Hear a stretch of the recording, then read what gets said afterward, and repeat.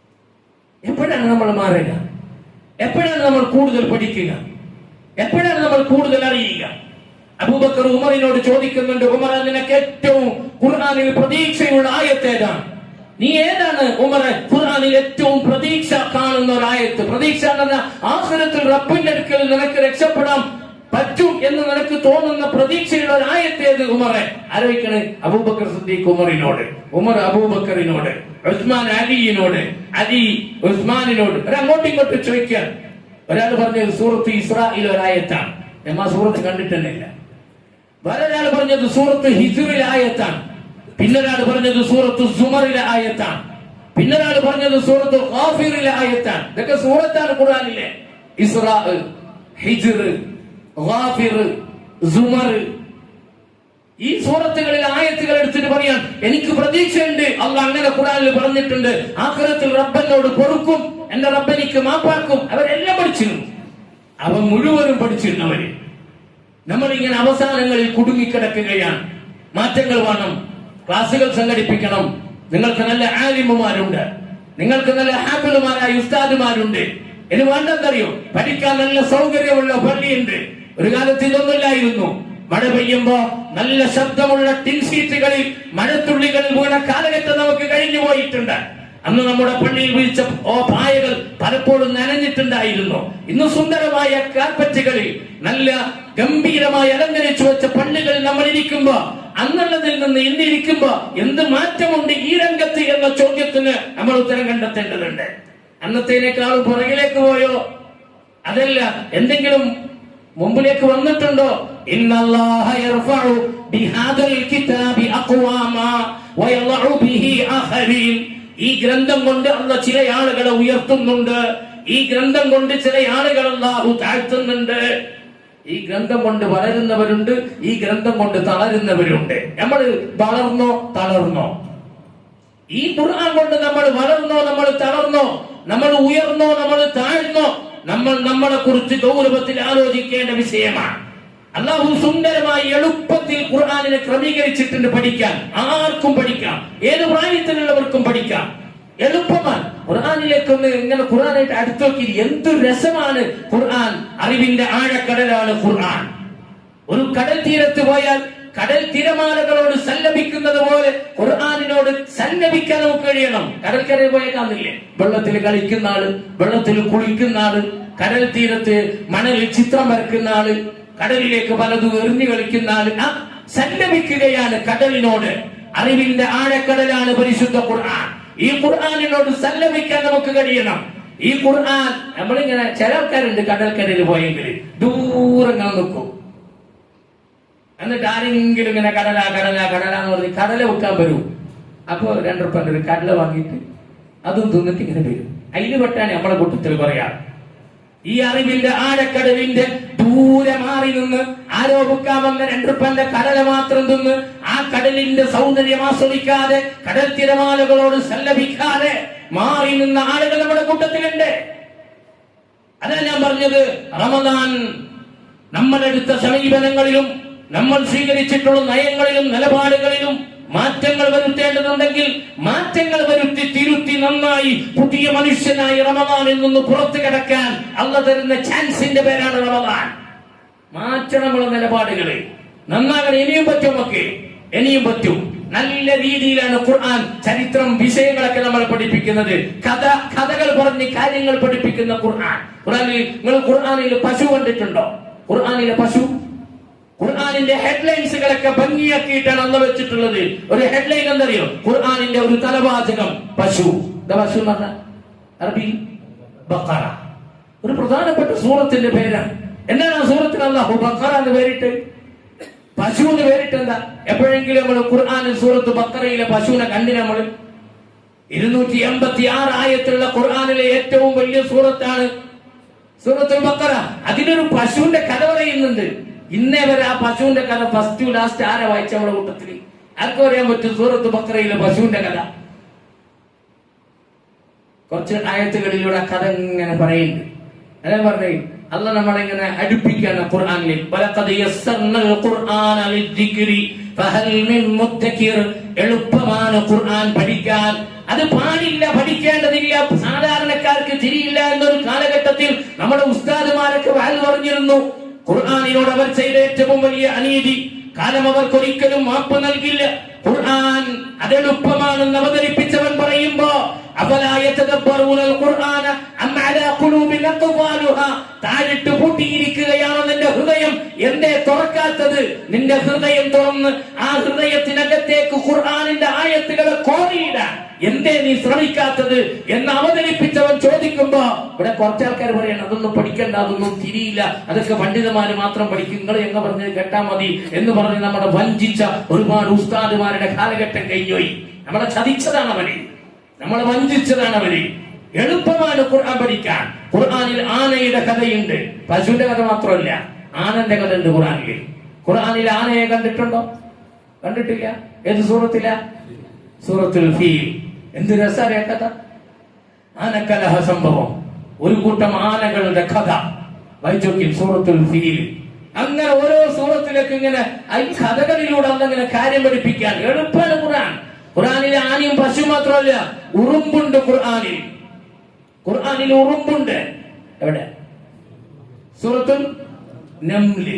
ഒരു ഉറുമ്പും ഒരു ഉറുമ്പിന്റെ സംസാരവും. ആ ആയത്തുകൾ എപ്പോഴെങ്കിലും നമ്മൾ ശ്രദ്ധിച്ചിട്ടുണ്ടോ? ആ സൂറത്തിന് ആ ചരിത്രം നമ്മൾ പ്രത്യേകം പഠിച്ചിട്ടുണ്ടോ? ഖുർആനിൽ ആനയും പശുവും ഉറുമ്പും മാത്രമല്ല, 8 കാലിയുണ്ട് ഖുർആനിൽ. 8 കാലി, ചിലന്തി, അങ്കബൂത്ത്. വളരെ രസമാണ് ഖുർആൻ വായിക്കാൻ. അത് നമ്മളിങ്ങനെ അടുപ്പിക്കുക, എങ്ങനെ പഠിക്കും ഖുർആനില്? ഖുർആനിൽ 8 കാലി മാത്രമല്ല, ഖുർആനിൽ കന്നുകാലിയുമുണ്ട്. കന്നുകാലി, കന്നുകാലികൾ, 4 കാലി, കന്നുകാലി. സൂറത്തുൽ അൻആം, സൂറത്തുൽ അൻആം, കന്നുകാലി. 8 കാലിയുണ്ട്, കന്നുകാലിയുണ്ട്. ഖുർആനിൽ സൂര്യനുണ്ട്, ഖുർആനിൽ ചന്ദ്രനുണ്ട്, ഖുർആനിൽ നക്ഷത്രമുണ്ട്. വായിച്ചിട്ടുണ്ടോ എപ്പോഴെങ്കിലും ഖുർആനിലെ സൂര്യൻ?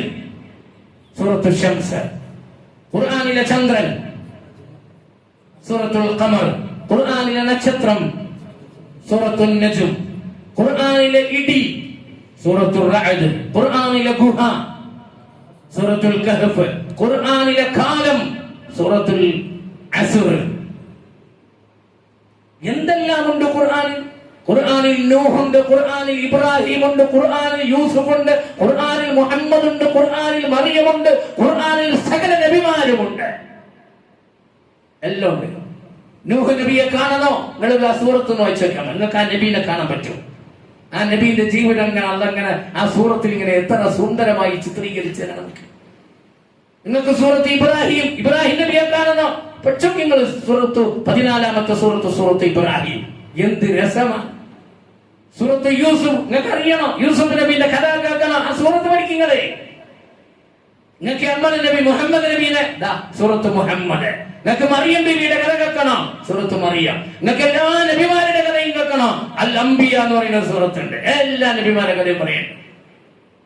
ഇങ്ങനെ അള്ളാഹു നമ്മുടെ ശ്രദ്ധ അതിലേക്ക് അടുപ്പിക്കാനും നമ്മൾ അതിലേക്ക് ആകർഷിക്കാനുമുള്ള എല്ലാ സംവിധാനങ്ങളും അള്ളാഹ് ഒരുക്കി തന്നിട്ട് നമ്മൾ അതിൽ നിന്ന് പുറംതിരിഞ്ഞു നിന്നാൽ, നമ്മൾ ഇതിനോട് മാറി നിന്നാൽ, വഖാല റസൂലു യാ റബ്ബി ഇന്ന ഖൗമി ഇത്തഖദു ഹാദൽ ഖുർആന മഹ്ജൂറാ. നമ്മളെ നോക്കി റസൂല് പറയുന്ന ഒരു പരലോകം നമുക്ക് വരാനുണ്ട്. പഠിക്കാത്തവരെ, ഖുർആനിനെ കൈയൊഴിഞ്ഞവരെ, ഖുർആനിനെ മാറ്റി നിർത്തിയവരെ, ഖുർആനിനെ പരിഗണിക്കാത്തവരെ, ഖുർആനിനോട് അകന്നു നിന്നവരെ, ഖുർആനിനോട് അജ്ഞത കാണിച്ചവരെ റസൂൽ വിരൽ ചൂണ്ടി സംസാരിക്കുന്ന ഒരു മഹ്ശറിന്റെ മൈതാനി നമുക്ക് വരാനുണ്ട്. നമ്മളെ ഇത് പെടാൻ പാടില്ല. നമ്മളെ ഇന്ന് രക്ഷപ്പെടണം. ആ പരാതിയിൽ നിന്ന് പുറത്തു കടക്കാൻ നമുക്ക് കഴിയണം. മനുഷ്യന്റെ പ്രശ്നങ്ങളാണ് ഖുർആൻ ചർച്ച ചെയ്ത ഏറ്റവും പ്രധാനപ്പെട്ട വിഷയം. മനുഷ്യന്റെ പ്രശ്നങ്ങൾ, നമ്മുടെ സകല പ്രശ്നങ്ങളും ഖുർആൻ ചർച്ച ചെയ്തിട്ടുണ്ട്. നമുക്ക് സന്തോഷം കിട്ടുന്ന സകല കാര്യങ്ങളും ഖുർആൻ ചർച്ചക്കിട്ടിട്ടുണ്ട്.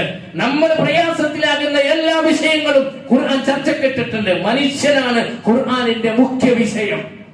അറിയുന്നത് മനുഷ്യനാണ് ഖുർആനിന്റെ ഏറ്റവും പ്രധാനപ്പെട്ട ടോപ്പിക്. ഒരു മനുഷ്യന്റെ നെറ്റി ചുളിഞ്ഞപ്പോ ആ വിഷയത്തിൽ 13 ആയത്തുകളാണ് ജിബ്രീൽ അലൈഹിസ്സലാം ഭൂമിയിലേക്ക് കൊണ്ടുവന്നത്. നെറ്റി ചുളിയാൻ എത്ര സമയം വേണം? ഒരു നെറ്റി ചുളിയാൻ എത്ര സമയം വേണം? നെറ്റി ചുളിയാൻ എന്താണ്? എന്താ നെറ്റി ചുളിയാൻ? നെറ്റി ചുളിയാൻ ഇങ്ങനെ ആവട്ടെ. ഒരാൾ വന്നപ്പോൾ റസൂലുള്ളാഹിക്ക് ഇഷ്ടപ്പെട്ടില്ല. നബി തങ്ങളുടെ അടുക്കലേക്ക് ഒരാൾ വന്നു. ആരാ വന്നേ? അബ്ദുല്ലാഹി ഇബ്നു ഉമ്മി മക്തൂം, കണ്ണ് കാണാത്ത അയാൾ കണ്ടിട്ടില്ല. റസൂലുള്ളാഹിന്റെ മുഖം ചുളിഞ്ഞത് ആള് കണ്ടിട്ടില്ല. കാരണം ആള് അന്ധനാണ്, അയാൾക്ക് കാണൂല. നബി തങ്ങളുടെ അടുക്കലേക്ക് വന്നിട്ട് പറഞ്ഞത് അല്ലിംനി യാ റസൂലല്ലാഹ്, സലാം പറഞ്ഞിട്ട് വന്നാണ്. നബിയെ പഠിപ്പിച്ചതാ, ദീന് പഠിക്കാൻ വേണ്ടി വന്നതാ. അപ്പൊ റസൂലുള്ളാഹി വലിയ നേതാക്കന്മാരായിട്ട് ഇങ്ങനെ സംസാരിച്ചുകൊണ്ടിരിക്കാം. അപ്പൊ നബീന്റെ മുഖം ഒന്ന് ചുളിഞ്ഞു, നെറ്റി ഒന്ന് ചുളിഞ്ഞു. ഈ ആള് വന്നത് ഈ സമയത്ത് അത്ര നന്നായില്ല. റസൂലുള്ളാഹിക്ക് ചെറിയൊരു നീരസം, അത്രേ ഉള്ളൂ. ആ ഒരു പ്രശ്നത്തിനെ പരിഹരിക്കാൻ അല്ലാഹു ജിബ്രീലിനെ കൊണ്ട് ഓദിപ്പിച്ചത് എത്ര ആയത്തറിയോ? ആയത്തോതി സൂറത്ത് അബസന്റെ തുടക്കത്തിൽ ഓതിക്കൊടുങ്ങൾ. അബസ وتولى أن جاءه الأعمى وما يدريك لعله يزكى أو يذكر فتنفعه الذكرى أما من استغنى فأنت له تصدى وما عليك ألا يزكى وأما من جاءك يسعى وهو يخشى فأنت عنه تلهى. ഒരു നെറ്റി ചുളിഞ്ഞപ്പോ ജിബ്രീൽ ഓതിക്കൊടുത്ത ആയത്താണ്. അപ്പൊ പിന്നെ വലിയ വലിയ പ്രശ്നങ്ങളിലൊക്കെ എത്ര ആയത്തുകൾ ഉണ്ടാവും നമ്മുടെ വിഷയത്തിലുള്ളത് നമ്മൾ കണ്ടിട്ടില്ല, നമ്മൾ അറിഞ്ഞിട്ടില്ല. അതുകൊണ്ട് എന്റെ പ്രിയപ്പെട്ടവരോട് എനിക്ക് ഈ റമദാനിൽ പ്രത്യേകമായ ഒരു വസിയ്യത്ത് എന്നുള്ള നിലക്ക് പറയാനുള്ളത്, റമദാൻ അവസാനിക്കുമ്പോഴേക്ക് ഖുർആനിൽ നിന്ന് എന്തെങ്കിലും ഒരു പിടിപാട്, ഖുർആനിൽ നിന്ന് എന്തെങ്കിലും ഒരു ശേഖരം, പാരായണത്തിൽ, പഠനത്തിൽ, ഹിഫ്ളിൽ, അർത്ഥം മനസ്സിലാക്കുന്നതിൽ, ഖുർആനിനോട് ഒട്ടി നിൽക്കുന്നതിൽ ഒരു പ്രത്യേകമായ ശ്രദ്ധയും സൂക്ഷ്മതയും നമ്മുടെ ഭാഗത്തുണ്ടാവേണ്ടതുണ്ട്. ഞാൻ അവസാനിപ്പിക്കുന്നു. മറ്റൊരു അവസരത്തിൽ അല്ലാഹു തൗഫീഖ് ചെയ്തെങ്കിലേ നമുക്ക് ഇതിന്റെ ബാക്കി ഭാഗം സംസാരിക്കാം. എളുപ്പമാണ് പഠിക്കാൻ. ഇത് കേൾക്കുമ്പോൾ ഇപ്പൊ നിങ്ങൾക്ക് കൊണ്ടുപോയി തുടങ്ങിയാലോ, പഠിത്തം ഇപ്പൊ തുടങ്ങിയാലോ അല്ലേ? ഇതാണ് ഖുർആന്റെ പ്രത്യേകത, അതാണ് ഖുർആന്റെ മാസ്മരികത. ഖുർആൻ എളുപ്പമാണ്, ആർക്കും പഠിക്കാം, ഏത് പ്രായക്കാർ. ഈ പുതിയ കാലത്ത് എല്ലാ സൗകര്യങ്ങളും ഉണ്ടെന്ന് പഠിക്കാം, എല്ലാ സംവിധാനങ്ങളും ഉണ്ടെന്ന് പഠിക്കാം. പണ്ട് കാലത്തെ പോലെയല്ല, അന്നൊന്നും സൗകര്യമില്ലായിരുന്നു. ഇന്ന് ഡബിൾ ക്ലിക്ക് ഒന്ന് കയ്യിലിരിക്കുന്ന സ്മാർട്ട് ഫോണിൽ ഒന്ന് കൊടുത്താൽ മതി. ഏത് തട്ടിലാണ് നീ ഇപ്പോൾ ഉള്ളത്, അടുത്ത ഏത് തട്ടിലേക്കാണ് നിനക്ക് പഠനത്തിൽ പോകേണ്ടത്, അതിനുള്ള സംവിധാനങ്ങളുള്ള ലോകത്താണ് നമ്മൾ ജീവിച്ചുകൊണ്ടിരിക്കുന്നത്. നമുക്കൊന്നും അള്ളാന്റെ അടുത്ത് പോയിട്ട് ഒരു കാരണം പറഞ്ഞ് രക്ഷപ്പെടാൻ പറ്റൂല. ബലിൽ ഇൻസാനു അലാ നഫ്സിഹി ബസീറ വലൗ അൽഖാ മആസീറ. എന്ത് കാരണം പറഞ്ഞാലും ആ കാരണത്തിന് അല്ലാഹു തിരുത്തു തരും. കാരണം നമുക്ക് പറയാൻ പറ്റൂല. അങ്ങനത്തെ സൗകര്യങ്ങളും ടെക്നോളജികളും വളർന്ന് വികാസം പ്രാപിച്ചിട്ടുള്ള ഒരു ലോകത്ത് നമ്മൾ ജീവിച്ചു കൊണ്ടിരിക്കുമ്പോ നമ്മുടെ മേൽ ഉത്തരവാദിത്വവും ബാധ്യതയും ഏറെയുണ്ട്. അത് മനസ്സിലാക്കി നമുക്ക് അല്ലാഹു തന്നിട്ടുള്ള ഈ സൗകര്യം, ഈ മിമ്പർ, ഈ മിഹ്റാബ്, ഈ പള്ളി, ഇത് ഖുർആനിന് വേണ്ടി മാത്രം ഒഴിഞ്ഞിട്ടതാ, നമ്മുടെ മാത്രം പ്രത്യേകതയാ. ഖുർആൻ ഏത് പ്രായക്കാർക്കും പഠിപ്പിക്കും, ആണിനും പഠിപ്പിക്കും, പെണ്ണിനും പഠിപ്പിക്കും, കുട്ടിക്കും പഠിപ്പിക്കും. ഏത് 24 മണിക്കൂറും സലഫി പള്ളികളുടെ വാതിലുകൾ, സലഫി പള്ളിയുടെ കവാടങ്ങൾ ഖുർആൻ പഠിക്കുന്നവർക്ക് മുമ്പിൽ തുറന്നു വെക്കപ്പെട്ടതാണ്. അതിന് നമ്മളെ പള്ളി എനിക്ക് സൗകര്യം ഉണ്ടോ ഇല്ലെന്നൊക്കെ നടത്തുന്ന ആളുകൾ ആലോചിക്കണം. അല്ലാണ്ട് ആഴ്ചക്കൊരു ജുമ നടത്തിയിട്ട് മാത്രം ആഖിറത്തിൽ രക്ഷപ്പെടാൻ പറ്റുമെന്ന് ആരും വിചാരിക്കേണ്ടതില്ല. എല്ലാ സൗകര്യവും ഖുർആൻ പഠിക്കുന്നവർക്ക് വേണ്ടി നമ്മുടെ പള്ളി കേന്ദ്രീകരിച്ച് നടത്തണം. അതിന് അള്ളാഹു നമ്മളെ തെരഞ്ഞെടുത്തത് തന്നെ വലിയ ഭാഗ്യമാണ്. അള്ളാഹു ഖുർആനിന്റെ തണലിലായി മരിക്കുവോളം ജീവിക്കാനുള്ള തൗഫീഖിനെ പ്രദാനം ചെയ്യുമാറാവട്ടെ. ആ ഖുർആൻ നെഞ്ചോട് ചേർത്തി വെച്ച് ലോകത്ത് നിന്ന് വിട പറയുന്നവരിൽ അള്ളാഹു നമ്മെ ചേർത്തി അനുഗ്രഹിക്കുമാറാവട്ടെ. ഖുർആൻ അതിന്റെ ആളുകൾക്ക് ശഫാഅത്ത് പറയുന്ന പരലോകത്ത് നമുക്കും അതിന്റെ ശുപാർശ അള്ളാഹു പ്രദാനം ചെയ്യുമാറാവട്ടെ. പ്രവാചകന്റെ പരാതിയുടെ വൃത്തത്തിൽ നിന്ന് അള്ളാഹു നമ്മെ പുറത്തു കടത്തുമാറാവട്ടെ. വാഖിറു ദഅവാനാ അനിൽ ഹംദുലില്ലാഹി റബ്ബിൽ ആലമീൻ വസല്ലല്ലാഹുമ്മ വസല്ലമ അലാ നബിയിനാ മുഹമ്മദിൻ വഅലാ ആലിഹി വസഹ്ബിഹി അജ്മഈൻ. വസ്സലാമു അലൈക്കും വറഹ്മത്തുള്ളാഹി വബറകാതുഹു. സുബ്ഹാനകല്ലാഹുമ്മ വബിഹംദിക അഷ്ഹദു അൻ ലാ ഇലാഹ ഇല്ലാ അൻത അസ്തഗ്ഫിറുക വഅതൂബു ഇലൈക്.